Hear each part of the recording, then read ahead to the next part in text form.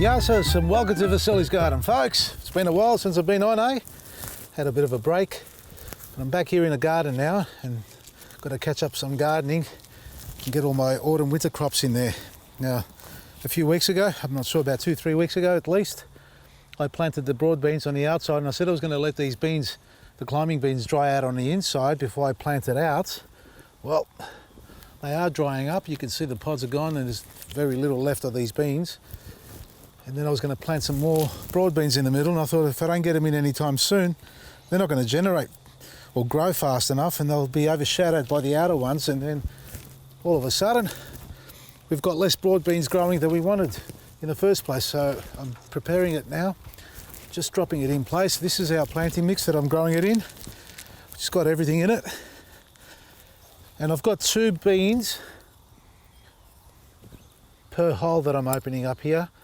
So just drop 2 in there and cover it over. Let's just finish planting these up and let's have a look at these beans that are already growing, because they've got a little bit of a curl on the leaf there, on the tips.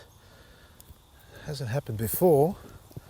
Just wondering whether it is too rich in the soil, but then again, our planting mix, we've grown everything. I haven't grown broad beans in it before, I've grown everything else, and it's been really good. One more to go here. Now, it may be a case of, well, the curling on the leaves generally is a little bit of nitrogen, or too much nitrogen release, but they seem to settle down as they grow. See, the new ones are curled up. That's quite more severe than usual. See the new curl there? Whereas the old ones are nice and clean. See that? So as they mature, they grow out of their curl. Well, it looks like that's what they're doing, because all the bottom ones are pretty good.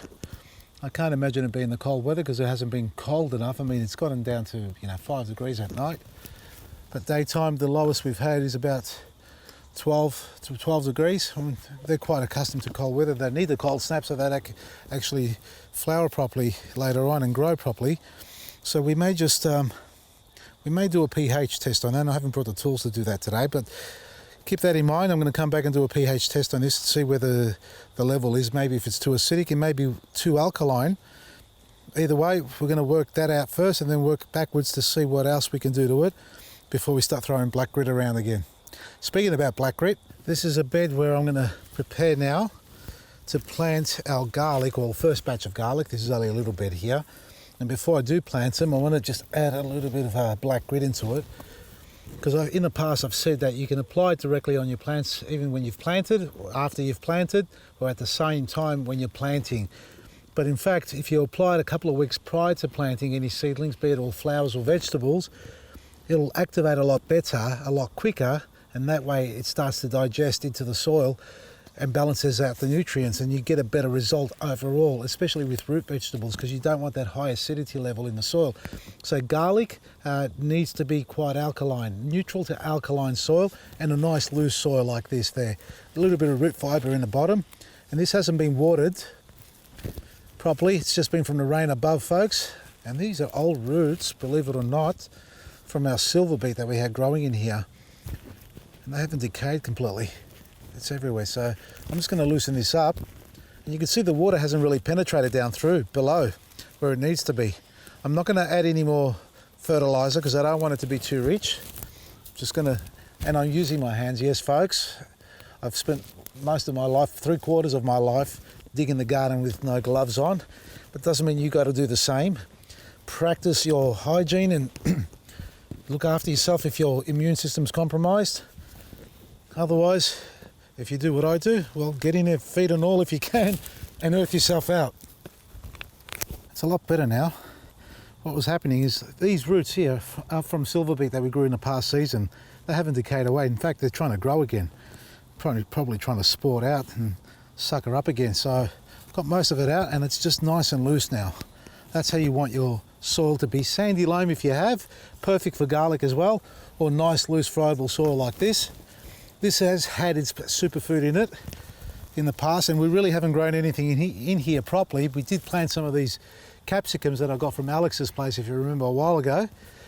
We salvaged them because they were sort of on their last legs, but they've come good. You can see the other side there, battered and beaten a bit, but they're holding their ground, and I suppose if I keep them well through the winter period, come next springtime, we'll get some capsicums nice and early in the season.